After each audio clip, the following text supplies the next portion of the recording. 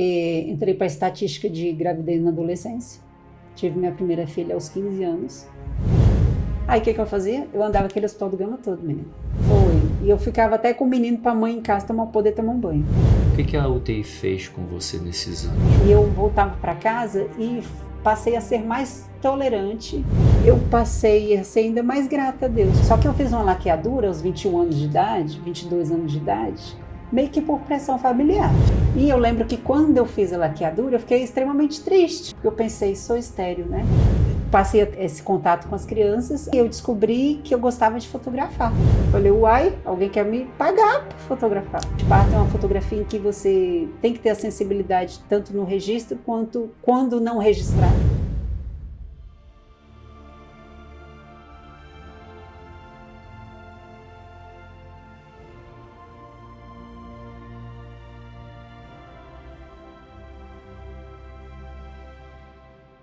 Carla Marques, hoje é dia de estreia.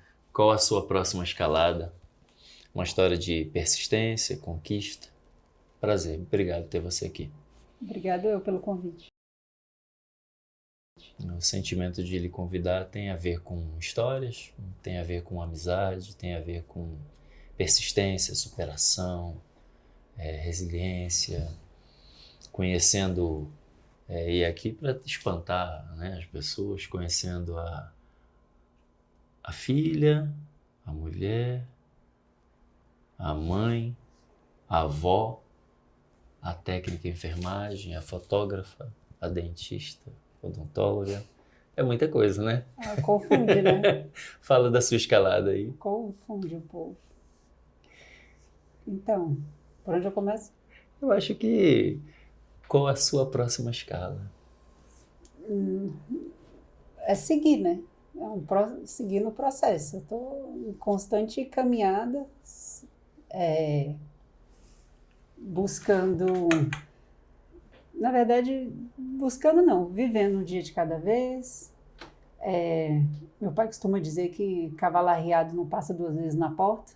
Então você Quando tem eu que... vejo um, eu corro e monta na sala. eu monto e vou andando, curtindo a paisagem, vendo a estrada. E vou me adequando, assim. Parece que é uma forma boa de se viver em dias que a gente precisa ser bem programático, todo mundo tem metas, alvos, objetivos, né? E às vezes, de alguma forma, às vezes você tem eles porque é muito difícil você pensar que você só vive também e realiza tantas conquistas, né? Mantém uma vida estável, passa em concurso, passa em outro, é aprovado em outro, conquista formação de nível técnico, depois em graduação, que não é fácil você fazer medicina ou odontologia no nosso país, né? Me parece que esse levar a vida com leveza não exclui uma certa método, né? Alvos, né? E conquista. Bacana, muito obrigado por ter você aqui. Fala dessa trajetória sua na infância, como é que foi essa construção aí dessa vida que foi acontecendo aí? Parece que tem algumas questões bem interessantes aí da sua infância. Tem muitas imprevisibilidades, assim, na verdade, né? Eu sou filha de um mineiro com uma maranhense que se encontraram num carnaval, cujo qual minha mãe ficou grávida, de gêmeos, e viveu essa gestação, né? Sozinha, porque não foi comunicada ao meu pai. Aí, uma vez que nós nascemos, no Hospital de Sobradinho, houve um reencontro, em que minha mãe tinha decidido, por questões de não estar dentro de um relacionamento, de já ter outros filhos, tomou um susto, né? Porque ela não sabia que estava grávida de gêmeos. Ah, é? Essa notícia foi... Foi. Peraí que tem mais um. Aí tomou um susto e, no calor da emoção, decidiu que não ia mais ficar, não conseguiria ficar conosco. Aí apareceu um doutor lá que quis fazer essa adoção e foi Era um médico. Era um médico e começou a se organizar para isso, né? Para que no momento da alta minha mãe fosse, nós ficássemos, ele levasse a gente para a vida que ele achou que nós íamos ter. Mas aí, na história, tinha um residente que auxiliou minha mãe, porque foi parto normal, ele não fez, que ela pariu, né? E ele auxiliou ela. Só que, diante desse contexto, ele questionou quem é o pai dessas crianças. Como assim, né? Você não vai falar nada com ninguém, não vai querer opinião, enfim. Ela falou, não vi mais. Foi um relacionamento que eu tive no carnaval. Foi um lance, não foi um relacionamento, né? Foi um lance que eu tive no carnaval. E ele questionou, mas onde é que está esse homem, né? Aí ela falou que não sabia nem o nome dele, que ela tinha um apelido, que era Bambu, não é, Bambu. Aí o médico, tem quem acha que é coincidência, eu chamo de Deus na minha vida. Ele disse que conhecia meu pai. Não tem muitos bambus por aí, né? Aí ele falou, eu conheço um bambu, que tem um bar na 406 Norte, eu estudei no UNB, eu conheço o bar. Aí ela falou assim, uai, será que é a mesma pessoa? Aí tinha uma fotinho 3x4 do meu pai. Nessa foto 3x4 ele falou, uai, é Bambu, conheço demais. Aí foi na captura do meu pai, achou meu pai. O mesmo médico que queria fazer a adoção, não? Não, o residente. O residente que participou do parto. O médico da possível adoção foi porque rolou esse murmurinho no hospital, que tinha uma senhora que tinha tido um casal de gêmeos, que não ia ficar com as crianças. Aí chegou no ouvido dele, certamente alguém já sabia dos insucessos dessa família em tentativas de ter filhos e não conseguir. Sim. Chegou no ouvido dele, ele contactou minha mãe e tentou, né, ficar com a gente. Aí o residente contactou meu pai, conseguiu, com uma certa dificuldade, mas ele estava muito com vontade de entrar nessa história. Aí ele pegou e teve acesso ao meu pai e falou para o meu pai, nasceu um casal de gêmeos aqui no Hospital de Sobradinho, da dona Domingas, ela disse que não vai ficar com as crianças e eu queria saber sua opinião sobre isso. O que você acha? A gente pode fingir que nunca teve essa conversa, você pode seguir a sua vida ou você pega essa informação e tome outra decisão. Aí meu pai foi até a maternidade, aí conversou com a minha mãe e convenceu ela a desistir da gente naquele momento. De desistir de doar. De entregar a gente. De entregar para adoção. Aí ele pegou e convenceu minha mãe, aí ele não levou ela para casa, né? Na época ele era casado, e levou ela para um outro lugar que ele tinha, que era na cidade ocidental. Só que aí foram passando os meses, nós ficamos 10 meses com a minha mãe, total de 10 meses. Ainda fomos... Aí meu pai foi se desgostando com algumas coisas e decidiu ficar com a gente. Aí levou a gente para casa, nós ficamos... Aí ele, casado, ele era, né? A esposa ficou brava, com toda a razão. Sim. Irene, que ainda fez parte da nossa vida por muitos anos. Inclusive, nós chamávamos ela de mãe. Ela nunca desamparou a gente, ela sempre ia e ela morava em Curvelo. Meu pai é de Curvelo. Ah, sim. Aí, ela, mesmo que depois de não estar mais com meu pai, ela continuava trocando carta com a gente, fazendo ligações. Então, exercer essa maternidade afetiva. Levando a gente para Curvelo, nos fins de ano, para passar férias escolares, a gente não perdeu o contato. Aí ela acabou se separando do meu pai, né? Meu pai não permaneceu com ela, mas ela continuou dando assistência e ao longo dos meus primeiros 15 anos de vida, convivi com meu pai, morei com meu pai, ele sempre com auxílio de uma empregada doméstica, alguém para auxiliar ele nessa caminhada, né? Porque ele era o pai e não tinha mãe e ele precisava sair para trabalhar. E trabalhava não era pouco não, era muito. Trabalhava de dia no Ministério da Fazenda, fazia suas extras como maître, como garçom, nas festas por aí afora, nas madrugadas, e a gente cresceu com meu pai. E esse casal de gêmeos foi criado aqui no Plano Piloto? Foi, nós morávamos num apartamento funcional na 412 Norte. Parece então que o inesperado foi trazendo surpresas boas, né? Mesmo com as dificuldades, e com afeto, né? Bacana. E como foi a sua transição para a enfermagem, né? Passada a adolescência, quando foi que você foi fazer enfermagem? Então, eu conheci meu marido, eu tinha 13 anos, ele tinha 16, namoramos, entrei para a estatística de gravidez na adolescência, tive minha primeira filha aos 15 anos, Lorena, e ao contrário da expectativa e da aposta alheia, A gente vai fazer ano que vem 30 anos que estamos juntos. Tivemos 3 filhas. E quando eu tive a minha segunda filha, eu estava um pouco de saco cheio de ficar em casa. Pensando, mas o que eu vou fazer mesmo, né? Fiz um ensino médio de qualquer jeito, já mais sem do que ir, porque já tinha a responsabilidade de cuidar de uma criança. Aí o 3º ano já fiz um supletivo, mas eu falei, mas vem cá, eu não vou ter uma profissão? Não vou, o que eu vou fazer da vida? Aí, em certa ocasião, minha mãe ela tinha muitas crises de vesícula, crises álgicas assim, aí ela ia para o pronto-socorro recorrente. Aí um médico, que era um cirurgião geral, falou, deixa eu te internar, que te internando eu consigo operar a senhora. Só que isso foi no Hospital do Gama.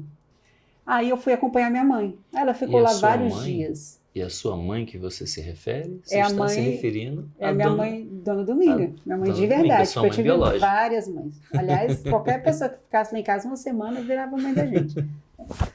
Eu, o Carlos chamava de mãe. A pobre da moça chegava para trabalhar uma semana, tinha 2 filhos. Era mãe. Aí, depois do nascimento da minha primeira filha, eu passei a ter algum vínculo com a minha mãe. Com a sua mãe. Inconscientemente, eu acho. Uma vez houve uma pregação que falava que quando você é pai, você é mãe, você busca referências. E depois do nascimento da minha primeira filha, eu tive curiosidade em ter contato com a minha mãe, fazer visita. E estabelecer os laços que lá, num primeiro momento, foram um pouco rompidos. Foi. Um pouco não, né? Totalmente. Que eu cresci, meu pai, meu irmão, e era isso. Embora ele tenha feito algumas visitas para minha mãe nesse período, mas não criamos vínculo. Aí minha mãe precisou dessa internação, aí eu fui ficar com ela no Hospital do Gama. Só que minha mãe estava lá por motivos de aguardando a cirurgia. Aí o que eu fazia? Eu andava aquele Hospital do Gama todo, menino. Tinha um senhorzinho que teve um acidente de trator, que não tinha acompanhante, que ninguém nem sabia onde o homem estava. Aí o pobre do homem ficava lá naquela lambança, sem conseguir se alimentar, evacuado. E eu fui E você se imergindo nessa história e fazendo amizade. E minha mãe, menino, deixa-se pra lá, fica aqui comigo, vai para casa, não precisa ficar aqui. E eu gostei do ambiente hospitalar, menino. E mais uma vez o inesperado parece que foi entrando. Foi. E eu ficava até com o menino para a mãe em casa poder tomar um banho. E ficava em todo lugar, menos no leito com a minha mãe. Porque ela não estava precisando de mim, né? Se ela precisasse, certamente lá estaria. Aí fui naquele ambiente hospitalar e descobri que eu gostava daquilo.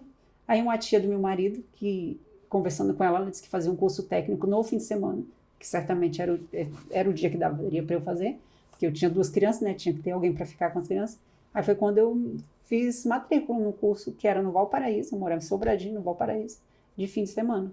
Então, que era o sábado e domingo inteiro. Você ia de Sobradinho até Valparaíso para estudar. Aí terminei o curso, aí eu acredito, não me lembro bem, mas eu acho que pouco tempo depois saiu um concurso, aí eu fiz o concurso, despretensiosamente quase, não tão despretensiosamente porque eu fiz, né? Sim. Mas se inscreveu, foi no dia fazer a prova. Sem muita expectativa de passar. Aí passei na colocação lá atrás, aí guardei na gaveta. Tanto o curso de enfermagem quanto o concurso. Tanto é que eu nunca fui atrás de emprego na rede privada, nada disso. Aí um dia, uma colega de trabalho do Paulo me falou assim, eu procurando para uma amiga na internet o nome dela lá no Diário Oficial, achou o meu. Aí falou para Paulo, qual é o nome da Carla? É Carla com quê? Com K. Qual o sobrenome dela? Meu pai também trabalhava na Presidência da República, Paulinho trabalhava lá. Aí ela falou assim, aí ele falou, ela é igual ao do seu Marques? Aí ela é, ué, eu tô vendo o nome dela aqui, Carla Marques dos Santos? Ela foi nomeada, o nome dela tá aqui. Aí o Paulo falou, sério? Sério. E eu não acompanhava nada, menina, eu já estava quase no tempo de expirar o prazo do concurso. Com criança. Não acompanhava nada. E eu pensava assim, tipo, não é possível que chama tanta gente assim. E não é que chama, menina. Aí me chamou. Meu nome estava lá, aí eu fui correr atrás das coisas, né, de documento, de todas as coisas que precisavam correr atrás, em poucos dias, tanto é que nem teve cerimônia de posse, nada, porque quem tinha que... Foi tudo muito rápido, Não, né? As pessoas tiveram, eu que fiquei para trás, que tive que correr atrás de tudo, não tive, tanto é que eu pensei assim, mas cadê a banda, cadê o governador? A cerimônia. Aí lá na Secretaria de Saúde, a moça, não, moça, isso foi de manhã, agora à tarde é só assinar esse papel aqui mesmo. Assina e começa a trabalhar. Aí eu assumi lá, aí de todos os lugares que você pode escolher, né? Escolher, mais ou menos. Você pode tentar direcionar onde você quer trabalhar. Aí, como nessa época eu morava na Zanorte, aí eu botei Garran, que era um lugar que eu poderia ir andando, Base, que era bem perto também, porque eu morava na 103, 102 Norte. Aí botei por último HMIB. E foi no HMIB que eu fui parar. Numa clínica de ginecologia. Aí eu não gostei muito, porque eu pensei assim, eu queria trabalhar com criança, né? Tipo, se eu tô no HMIB, eu vou trabalhar com criança. Aí fui para uma clínica de ginecologia, enfim. Aí eu falei assim, não, aqui não. Aí fiquei lá por 7 meses. Aí a chefe falou assim, tem uma vaga na UTI pediátrica. Como quem diz assim, é na UTI, tipo, ninguém quer ir para lá. Aí eu falei assim, tem criança? De que tamanho? Porque eu não queria ir para neonatal. Porque projeto, né, é muito pequenininho, você não tem muito contato com aquelas crianças. Aí quando ela disse, não, tem uma vaga na UTI PED. Eu falei assim, vai querer ir? Eu falei, posso ir lá ver? Aí fui. Aí quando eu fui, achei aquele lugar lindo. Nem parecia que eu estava na Secretaria de Saúde. Público. Um lugar bem cuidado, as pessoas muito amáveis, queridas. Eu nunca tinha trabalhado, eu sempre ouvi dizer que médico era estrela, que médico era semideus. E cheguei lá, um monte de gente fofa, querida, e eu descobri que a pediatria é vocação mesmo. Quem está ali está porque gosta de estar ali, gosta do público. Aí eu falei, oxe, eu vou ficar aqui. E estou lá há quantos anos? 12 anos. 12 anos, na UTI pediátrica do HMIB. Essa sensação também tive quando cheguei lá, um pouquinho antes, né, de você. E eu vinha de um hospital militar, um público diferente, né? Um público onde a classe, a camada social é um pouco mais elevada, né? Onde as necessidades são um pouco menores. Então eu tinha um pouco de receio de chegar num hospital público e não saber lidar com aquilo, entender que a demanda era muito maior, que faltaria material, insumos, né? Que a estrutura não seria boa. E quando me deparei com aquela realidade da UTI do HMIB, onde muita gente se reúne para tornar aquele ambiente melhor. Fazer acontecer. Né? Fazer acontecer também foi uma perplexidade muito boa. Né? Foram anos dessa sensação continuada. Né? O que a UTI fez na sua vida, Carla? Me parece que o inesperado no nascimento, a surpresa da sua mãe dos gêmeos, a iniciativa do seu pai de cuidar de vocês, o acolhimento dessa madrasta, adolescência, chegou nessa fase, essa realidade mais uma vez inesperada do concurso. O que a UTI fez com você nesses anos? Qual é o tipo de... A minha sensação é que ali não é um berço que só tenha crianças, mas é um berço de humanização e de um olhar que precisa ser criativo. O que ela fez com você? Conta pra gente. Inicialmente ela mudou minha maternidade, porque eu tive 3 filhas e a terceira era pinga-fogo. E como as 2 primeiras eram muito calmas, muito obedientes, sabe? A terceira veio para me botar na zona de desconforto. E eu me lembro que ela era extremamente ativa e é uma menina, mas parecia um menino, sabe? E quando eu cheguei lá e vi as crianças gravemente enfermas, na maioria das vezes entubadas, sabe? Eu via muitas mães falar assim, que saudade desse menino botando fogo na casa, virado no giraia. E eu voltava para casa e passei a ser mais tolerante com essa criança saudável, extremamente ativa, mas muito saudável. Aí, na maternidade, isso me mudou muito.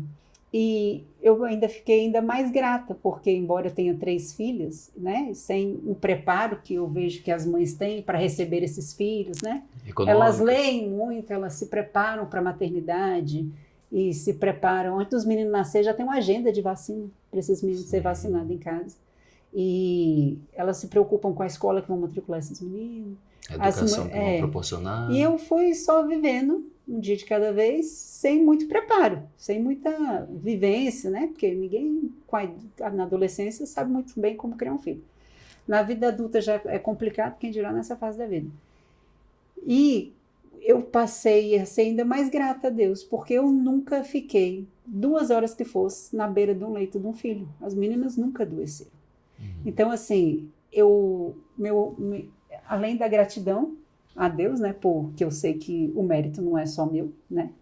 Eu acho que a misericórdia fala, não, essa moça, deixa eu ajudar essa moça aí, porque, né?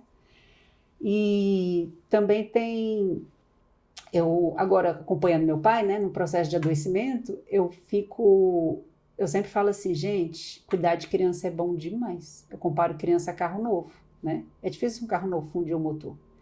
E às vezes as crianças chegam lá tão afundadas, tão chumbadas, tão ruins, que você sai até meio desesperançoso, achando que muitas vezes nem vai encontrar aquela criança no próximo plantão. E não é porque ela recebeu alta, não, é porque ela não resistiu. Aí você passa 3, 4 dias sem voltar ali e de repente o menino está lá no corredor fazendo suporte de soro de patinete. E tu fala, uai menino, tu não estava morrendo, não é? Sim. E eles se recuperam muito rápido, né? E eu me considero uma pessoa sensível, assim. E isso ficou mais aflorado diante das famílias, né? Porque quantas crianças, além delas serem os carros novos que dificilmente fundem o motor, a gente sabe que a gente tem uma assistência muito bem feita, muito técnica. As pessoas são muito boas, são muito preparadas para estar ali cuidando daquelas crianças. Aí eu creio que quando eu te faço essa pergunta, o que a UTI fez com você, que é um berço não só das crianças, mas nosso, Sim. né? Onde nós deitamos naquela existencialidade ali. Eu acho que essa história que a gente conta aqui, que tem a ver com a sua vida e essa escalada, me faz também compreender o que a UTI significou para mim, né? Nos 8 anos vividos. E eu posso também assim compartilhar com você aqui nessa trajetória que conheci gente tão fantástica ali, né? E acho que aqui quem estiver assistindo a gente depois, né, e tiver o prazer de compartilhar dessa história um pouco mais da sua vida, que só te vê no plantão, mas não conhece um pouco da sua história linear, ou aqueles que só passaram por você, ao ter um berço científico, eu me recordo que tinha reunião científica que vinha profissionais de outras unidades. Sim. E que às vezes o contato com quem trabalha na UTI é menor, né? E não conhece a Carla. Mas ali tem a parte diretiva, aquelas pessoas que foram os responsáveis pela UTI ao longo dessa sua trajetória. Poderíamos citar diversos nomes aqui de pessoas fantásticas, de médicos extraordinários, fisioterapeutas, né? Psicólogos, técnicos, enfermeiros. Aqui acho que esse espaço de história é um espaço também de tributo, né? A UTI do HMIB atende as pessoas no Distrito Federal, mas atende também muitas pessoas da região metropolitana, de Minas, Goiás, né? Atende uma população bastante necessitada, e esse berço também fez isso comigo, me tornou uma pessoa mais sensível. Quando minha filha nasceu, eu trabalhava lá, né? E todos os dias que eu voltava para casa, durante o período que a mãe dela estava gestante, eu só tinha uma oração: que venha com saúde. Quando eu via a realidade das famílias que ali estavam com as suas angústias, seus filhos, suas filhas, né? E às vezes o clima da UTI, quando tinha alguns casos muito marcantes, você entrava pela porta, você sentia que ali era um outro universo e estava todo mundo numa certa comoção, né? Eu me recordo de uma criança que teve varicela de corpo integral, né? Que foi aos poucos consumindo, né, o corpo, e eu me recordo que foram semanas assim muito aflitivas para todo mundo, né? Um ambiente de muitas lutas, muitas dificuldades, talvez uma escalada individualizada ali para cada um, com o seu trabalho, com a sua luta, né, e tal.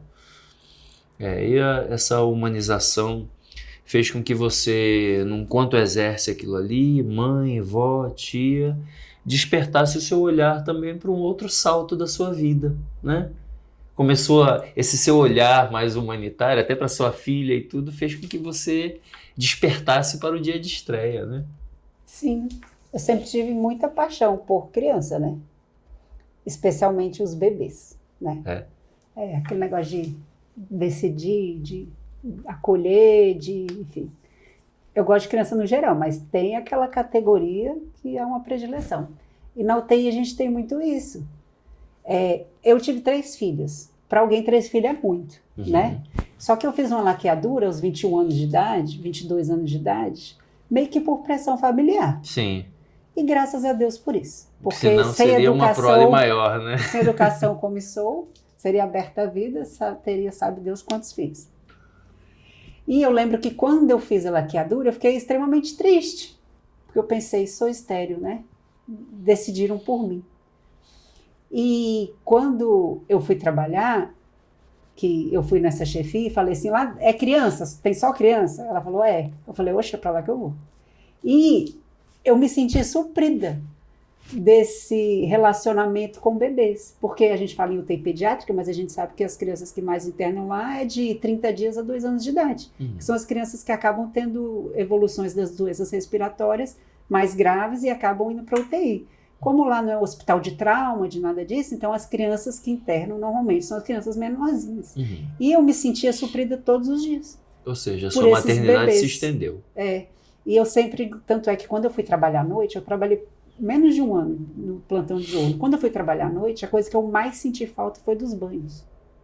Dar banho em bebês. Por quê? Porque eu tinha condições de me relacionar, mesmo que os filhos não fossem meus. Eu dava banho, pegava meu mamãe e bebê lá no armarinho, passava na cabecinha dos nenéns, na roupa de cama, entendeu? Então eu me senti surpresa nessa história aí, nunca mais vou ter um bebê na vida. E eu passei a ter vários bebês na vida. E assim, e as mães acabavam que gostam, né, de quem trata afeta pelos seus, né? Quem vê que faz, sai do não fica no automático e faz porque gosta de fazer. E eu me relaciono muito bem com as famílias. Tanto é que quando tem uma família que a gente diz é mais difícil, fala assim, vai lá, Carla, você gosta de mãe mesmo? Eu falei, eu adoro mãe. Enfim, aí me perdi. Passei a ter esse contato com as crianças, aí eu descobri que eu gostava de fotografar. O que você fotografava? As minhas filhas. Aí depois comprei o equipamento fotográfico com o primeiro salário da Secretaria de Saúde, e fui fotografando tudo, até com uma colega de trabalho. Você falou sobre os vínculos que a gente cria lá na UTI, e eu posso te dizer, você sabe disso. Aqui, a gente é uma prova disso, né? Sim. E se você for numa festa de aniversário minha, 80% são meus colegas de trabalho. Tanto é que as meninas sempre brincam assim, falam assim, mas quem está trabalhando hoje? Quem ficou para trabalhar? Né? Você vê as fotos, tá todo mundo aqui, né? Tá todo mundo. E todo quem mundo é que tá lá, quem? né? As colegas da enfermagem, nossos colegas médicos, nossos colegas fisioterapeutas, porque eu gosto muito de gente, gosto muito de me relacionar. Eu acho que eu sou boa nisso. Então, eu comecei com a fotografar, até com a colega de trabalho, a doutora Roberta, falou assim, Carla, quanto é que você cobra para fotografar o aniversário do meu filho? Eu falei, uai, alguém quer me pagar para fotografar. Até então era só o prazer. Aí você mesmo me contratou várias vezes para fazer ensaio da Sofia, cobrir festa da Sofia. E eu fui fotografando, só que quando você começa nesse ramo, você fotografa tudo, vai experimentando tudo. Aí depois de uns anos, eu conheci a fotografia documental de parto e fui, né, indo atrás de pessoas que faziam isso, como era, e para mim foi muito fácil, foi muito fluido, porque o ambiente hospitalar é o meu ambiente, é a minha praia. Antes que alguém me dissesse, eu sabia que o campo azul eu não podia tocar, que eu era um ambiente restrito e que eu tinha que me colocar de forma restrita, com muita sensibilidade, tentando fazer captação de tudo, mas eu sabia que aquilo ali não é, né? Ou seja, é diferente de pegar um ensaio num parque, né? Em que eu tenho acesso a tudo. E a fotografia de parto é uma fotografia em que você tem que ter a sensibilidade tanto no registro quanto quando não registrar, né? Porque às vezes existem intercorrências. Você me fez pensar de um parto que acabou surgindo de modo inesperado pós-carnaval aos partos totalmente programados, Programados, organizados, esperados e registrados. O primeiro parto que eu fotografei foi de uma colega de trabalho, Kiara Isadora. Eu acho que ela tem 8 anos agora. Conheço. Isso não é 7, 8 anos. Uhum. E eu lembro que ela estava grávida. Eu falei, deixa eu fotografar seu parto. Ela, fotografar o parto? Eu falei, deixa, vai ficar muito legal. Aí mostrei umas referências para ela. Pode ir sim, Carlinha. E eu fui fotografar esse parto e foi o primeiro. Então tem 8. Eu sei, toda vez que a Isadora faz aniversário, eu sei que tem aquele tempo que eu fotografo o parto. E hoje é o meu nicho principal, assim, é o que eu mais gosto de fazer e o que eu mais faço. É lógico que você acaba virando fotógrafo da família. Aí você vai sai do recém-nascido em casa, o aniversário de 1 ano, o smash, enfim. Mas a fotografia que eu faço hoje principal é o documental de parto. Então, a filha, a mulher, a mãe, a avó, a técnica, ao clique. E do clique, então, conta pra gente aí, porque foi uma surpresa grata para mim. E aqui fica um registro, né? Quando eu cheguei na UTI, eu vim de 18 anos de uma estrutura militar, onde eu estava. E quando eu cheguei lá, minha formação de técnico, né? Eu trabalhava com as colegas técnicas, né? Poucos homens, a maioria mulheres, né? E eu vi sempre todas as técnicas, ou pelo menos a sua grande maioria, estudavam. Faziam enfermagem. Qual o ambiente que eu percebi? A ideia de continuidade. Eu via um esforço contínuo de todos os profissionais ali em ascenderem. Não só de serem bons profissionais, mas também de ascenderem. Isso foi muito legal. Essa constatação minha própria foi muito legal. Essa surpresa grata fez com que eu sempre esperasse e continuo esperando, vendo, crendo, desejando, sempre vejo a ascensão das pessoas. Quando soube que você, além de toda a escalada, estava fazendo odonto, foi uma surpresa muito grata, né? Nessa fase da vida já, né? Com as filhas grandes, né? Uma casada já. Duas casadas, né? Partindo para a possibilidade de ser avó, né? Então foi muito bacana. Conta aí esse trecho dessa última escalada, esse último salto seu. Então, foi um presente, né, da Secretaria de Saúde, porque um colega de trabalho jogou no grupo de trabalho um edital e era um documento, né, edital. Ninguém lê edital. Se fosse uma piada, todo mundo ia ler. Se fosse uma reclamação para a chefia, todo mundo ia ver, mas era um edital. Aí eu falei, o que Gideon, meu colega de trabalho, o que Gideon mandou aqui, gente? Aí fui, curiosa como sou, fui lá e li. E vi que era um edital, sobre um concurso de bolsa que ia ter, que tinha todo semestre, na verdade, para bolsa integral de 100%, para qualquer curso da UDF. E depois alguém me corrija se eu estiver errado, mas parece que o terreno que a UDF ocupa é do governo. Então, um jeito que eles arrumaram de pagar a dívida desse terreno foi com concessão de bolsa para servidor. Distrito Federal. Se fosse Secretaria de Saúde, de Educação, que parceria Polícia fantástica. Militar, para qualquer um que fosse servidor. Aí eu peguei, como sempre, em cima da hora, no esbarro, li o trem e eu tinha que entregar o documento lá até o outro dia de manhã. Aí pedi para a Rejane, maravilhosa, nossa secretária da UTI, que é a mãe de todos, que resolve todas as pendências. Todas as coisas ali. Falei, Rejane, me ajuda, eu preciso disso, disso, disso. Aí tinha algumas condições, assim, tanto de a chance, né? Aí eu fui ver a probabilidade. Aí, assim, o servidor mais antigo, o servidor que tivesse mais filhos, o servidor... Aí tinha assim... Ou seja... E eu me encaixava na história, embora não fosse mais antigo. Em diversos critérios ali. Aí fui ver os cursos que eram ofertados, eu pensei assim, vou fazer alguma coisa na área da saúde. Sim. Por quê? Porque já é meio caminho andado, sim, né? Já tem uma o compreensão, meu ambiente. Né? Aí, por que não enfermagem? Talvez eu seja leviana com a afirmação, mas eu acho que 70% dos nossos colegas técnicos são enfermeiros. Sim.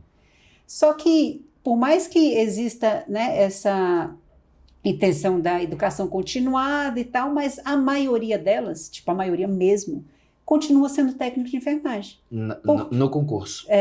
Por quê? Porque é o concurso mais concorrido da enfermagem, e vamos combinar que um funcionalismo público é um trem que acomoda a gente, deixa a gente na zona Tem de esse conforto. potencial. Acaba deixando a maioria das pessoas na zona de conforto. Por quê? Porque é o lugar que paga melhor, porque tem estabilidade. Então, assim, aí eu percebo que pouquíssimas colegas nessa jornada saíram dali, entendeu? Mesmo tendo um nível superior. Porque na rede privada você acaba recebendo o que você recebe como técnico na rede pública, e foram ficando, lógico que conhecimento agrega. Sim. Tanto para a vida delas quanto para a unidade, porque quanto mais formação as pessoas tiverem, melhor elas são tecnicamente. Isso revela bastante a qualidade do serviço que é prestado ali na UTI. Então, assim, a UTI ganha muito com esses profissionais que foram além. E de alguma forma ainda tem alguns benefícios, porque tem gratificações que tem a ver com titulação, né? Então, de alguma forma, agrega um pouco economicamente. E tem aquelas que já entraram enfermeiras, só que fizeram o curso para técnico e passaram como técnico e ficaram por ali. Aí eu falei, não quero fazer isso não, porque senão eu vou ser mais do mesmo. Talvez vá me acomodar. Aí eu pensei em psicologia, só que as minhas, não, mamãe, você não é boa em ouvir, você fala demais, e você é muito, sabe, papo, tipo, Tramontina. Se a pessoa falar pra você, vou matar, você fala, vai, mata mesmo, peste. Não valoriza a vida não, quer morrer, morre, mas não dá trabalho pros outros não, tipo, não morre na hora do tráfego não, para não atrapalhar o trânsito, porque eu não tenho muita paciência, sabe? Aí... não, faço psicologia. Eu falei, mas o quê? E eu gosto muito da possibilidade de ser autônomo. Fotografia dá essa liberdade, da gente escolher nosso cliente, o horário que vai atender, exceto o parto. Parto não, parto te escolhe. O parto te escolhe, te liga. Te liga. Mas eu pensei, eu queria uma coisa que eu pudesse ser autônomo, né? E não que eu dependesse de um concurso para ter um salário mais relevante, enfim. Aí, dos cursos todos que tinha, eu falei, oxe, eu vou fazer odontologia. Aí eu esbarrei no que todo mundo fala quando você fala que vai fazer odontologia. Nossa, mas os materiais são caros demais. E realmente são. Tem listas que chegam a R$6.000 por semestre. Mas eu falei, gente, aquela história, né? Deus abriu essa porta, vai prover o restante. E assim foi. Aí eu comecei o curso na pandemia. Ou seja... online. Lembra? Eu não acreditava muito em curso online, mas todo mundo teve que se adaptar a isso. E o primeiro semestre foi todo online. Muitas vezes eu dormia, pós-plantão, porque tomava meu banho, ligava o computador, e a Larissa, minha filha caçula, tem vários vídeos meus falando assim, mamãe... E o computador te convidava ao sono. Mamãe, deixa eu falar, tem que estar acordada para aprender, viu? Tem a aula aí, viu? Ainda bem que as aulas eram gravadas. Aí eu fui, confesso que eu tive um pouco de resistência no começo, que eu pensei assim, aos 37 anos, o que tu tá fazendo aqui? Porque era um curso diurno, então quem eu encontrava em sala de aula? Meus coleguinhas eram todos da idade das minhas filhas, estavam ali com seus 18, 19, 20, 22 anos.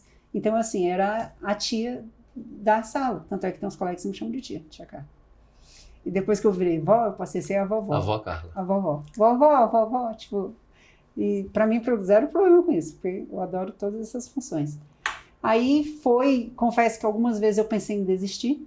Eu cheguei uma vez até na coordenação do curso, e falar assim, gente, sabe o que é? Tá muito difícil, tá pesado, queria me organizar no próximo semestre para voltar a estudar depois. E as minhas falaram, não, mamãe, não inventa isso não, que você pode desistir, no tranca que você vai desistir. E eu cheguei na coordenação do curso, aí a secretária falou, então, Carla, você é bolsista não tranca a matrícula. Se você trancar, você perde a bolsa. Eu falei, não, menina, tava brincando, não era isso que eu queria, não. E foi, menina, foi, né? Do jeito que deu, com muito esforço, tanto financeiro, embora houvesse a bolsa, mas por quê, né? Tem investimento de material e você compra absolutamente tudo que você vai usar.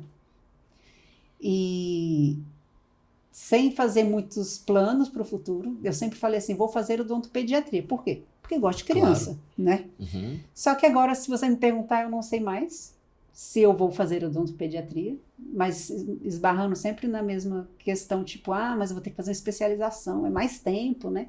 Eu tô com 42 anos, será? Meu Deus. Mas a minha filha me falou uma coisa na festa de formatura essa que depois de investir 5 anos nela e sonhar muito com ela, eu gosto muito de festa. Você sabe disso, né? Eu gosto muito de festa. Aí eu lembro muito das meninas falarem assim, mamãe, foca na festa de formatura. Quando você pensar em desistir, foca na festa de formatura. E eu saí muito com essa festa, convidei 20 pessoas mais próximas para estarem comigo. E no dia do baile da formatura, eu saí no meio da festa para fotografar um parto. Nossa. Foi. Aí... Conseguiu voltar? Voltei 4h30 da manhã. É. Ela me ligou por volta de 1h da manhã, 4h30 eu voltei. E ainda tinha festa até quase 8h da manhã, então deu para aproveitar. Deu pra mas você sabe, da festa. Minha filha me fez uma observação muito engraçada. Eu não gosto muito de fotografar no fim de semana. Por quê? Porque o fim de semana é quando tá todo mundo em casa, é quando a gente se reúne, é quando o Paulo tá em casa, agora vem o neto. Então, quando eu vou, vai meio contrariado. Vou porque vou. Porque eu fiz o compromisso, enfim. E era o dia que aquela família, eu sei que para a maioria das pessoas, o dia é o fim de semana. Mas eu vou meio fica a dica, né? Quando te convidar durante a semana, tipo, né? Eu vou, mas enfim, eu vou porque eu preciso trabalhar, preciso de dinheiro, mas se eu pudesse escolher, eu fazia essa fotografia de segunda a sexta. Exceto o parto. Aí eu conversando isso com a minha filha, um dia que eu tinha que fotografar, eu falei, tem que, já acordei assim, tipo, não, tem que me organizar, não dá para inventar nada, vocês assam a carne, fica aí, enfim. Aí ela falou assim, engraçado, quando você tem que sair de casa no fim de semana, você fica meio aborrecida. Mas você saiu no seu baile, na sua festa de baile de formatura, que fotografar um parto, você foi excitadíssima. Feliz. Você foi feliz. Eu falei, pois é. Isso revela bem o que eu mais gosto de fazer. E é isso. Que bacana, Carla. Formei agora, né? Esse foi o meu último semestre. E já tenho onde trabalhar. Estou só me organizando, porque agora meu pai está precisando de mim, né? Porque ele está muito doentinho. Trocaram-se as funções, né? Agora eu sou a mãe do meu pai, literalmente. Eu alimento, eu troco fralda, enfim. E a experiência da UTI salvou muito a minha vida nessa fase, porque não me causou estranheza uma gastrostomia, uma sonda vesical de demora que está ali constante, eu sei detectar quando tem um quadro infeccioso, quando há um estridor, porque ele está fazendo uma pneumonia. Então, assim, tanto é que todas as vezes que a gente interna, as pessoas falam assim, ele veio de home care? Eu falo, não, ele vem de home filha. Então, assim, meu pai não sabe o tanto que minha profissão ajuda na assistência dele. Essa escalada multifacetada me encaminha para a gente compreender a sua história, né? Eu como advogado, mas que também... né? Tenho a minha caminhada na saúde e tenho tantas pessoas aqui, tantas histórias, né? As mais variadas, e de médicos, dentistas, pessoas como você, outros de outras áreas, me fazem compreender como que a trajetória de cada um tem o seu valor, a sua conquista, ela vai proporcionando, né? E formando a pessoa, e se a gente olhar esse desenho da história, né, da sua infância até o momento em que você chegou, a gente vê como que, mesmo sendo algo inesperado, né, não tendo sido programado, parece que me remonta a uma canção que fala sobre o tapeceiro, né? A gente não conhece muito bem a face do tapete de baixo, né? Mas o tapeceiro conhece o fim desde o começo, né? Ele começa a tear e se você olha por baixo é uma bagunça, emaranhado, diria. Né? Mas se você olha por cima há uma construção bela, né? E quando olho para você, vejo você, sua família, suas filhas, né? Hoje a sua formação já nessa nova escalada. Olha que bacana, porque você falou que não sabe para onde vai, mas você já tem uma possibilidade de trabalho. Na verdade, essa programação, de alguma forma, acaba sendo empírica, né? Assim, sendo dentro dessa... Mas eu não programei, tipo, aconteceu de novo, entendeu? Esse programa dessa escalada nos remonta a muita coisa boa do que você retratou pra gente. Carla, querida, eu creio que algumas coisas que eu não conhecia ainda da sua história, não sabia, né? Alguns trechos aí me eram desconhecidos. Por falta de tempo, porque eu converso. Por falta de tempo. Mas eu converso. Mas outros também faz a gente rememorar, assim, e ver o quanto também nós temos as nossas críticas sociais sempre, né? Ao serviço público, aos elementos políticos, né? Mas a gente vê também como no Distrito Federal, né? Uma das coisas que eu constatei na saúde é que a demanda é sempre muito maior do que a capacidade de absorver, né? Sim. As pessoas sempre precisam mais do que os serviços estão disponíveis, né? Mas os serviços que são oferecidos são de muito boa qualidade, né? Quando a pessoa consegue receber o serviço. Isso foi uma constatação muito boa na UTI. O outro lado também, o serviço público lhe proporcionou a sua formação, essa última etapa da escalada, ou pelo menos essa última mais recente, né? Até que conheçamos a próxima. Você falando aí sobre a nossa realidade, né? E misturando com a sua área que é do direito, às vezes quando eu vejo alguém falando assim, vou judicializar para que eu preciso de uma vaga, e a gente que está lá dentro fala assim, mas não tem a vaga. Não tem a vaga. Não é, Como a gente vai... não escolhe quem entra, né? Você não tem como dar alta para uma criança grave porque tem outra grave lá na emergência. Porque você não, nesse caso, e em todos os casos, 2 corpos não ocupam o mesmo espaço. Então, se o leito não existe e a vaga não existe, não adianta judicializar. A gente não há predileção, assim, vamos ficar com esse paciente aqui mais tempo. Não, se tem condições de sair fora daqui, sai, vai terminar o tratamento numa enfermaria e que a gente admite quem precisa estar aqui. Só que é bom quando você tem essa visão, né, dos 2 lados. Montando as histórias, né, contadas por você aqui, conhecendo a sua vida, a sua história, a sua escalada, que às vezes mesmo que para você ela não tenha sido tão programada, né, ou foi acontecendo, e até para quem programa a vida segue caminhos diferentes, né. Hoje é um prazer enorme ter tido você aqui e conhecido um pouco mais da sua história, que ela se comunica com muita gente, né? Então, é um prazer não somente conhecer e saber que você está disponível para participar e compartilhar essa sua experiência, sua trajetória com mães, com crianças, com famílias, com muita gente, né? Seu serviço, sua possibilidade, sua disponibilidade, fique à vontade para convidar as pessoas a conhecer o seu trabalho mais de perto. Então, hoje minha fotografia principal é a fotografia documental de parto. O meu Instagram do documental de parto é Dia de Estreia. É um nome que eu pensei junto com as meninas, né? Eu acho que tem tudo a ver. Não é só a estreia do bebê, a estreia daquela família, né? Não nasce um bebê, nasce uma família. É uma estreia. É uma estreia. Não é só um momento, né? É um espetáculo. E lá vi tanto a fotografia documental de parto como vídeos. É um trabalho muito sensível, um trabalho muito lindo, um trabalho pelo qual me emociono muito em fazer todas as vezes. E agora também tem a odontologia, né?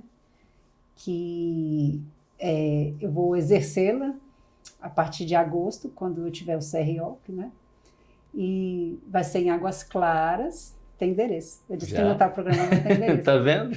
A clínica chama-se Harmonize e eu espero poder fazer mais um trabalho de forma como se fosse para mim, como se fosse para os meus, né? Que tem sobre... Uma vez eu ouvi isso, falei assim, tudo que você fizer, faça como se fosse para Deus, né?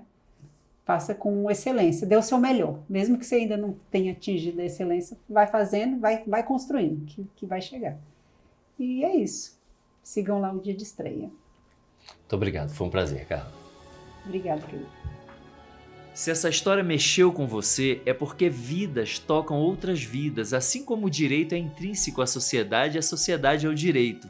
Compartilhe com quem você acha que vai ser legal.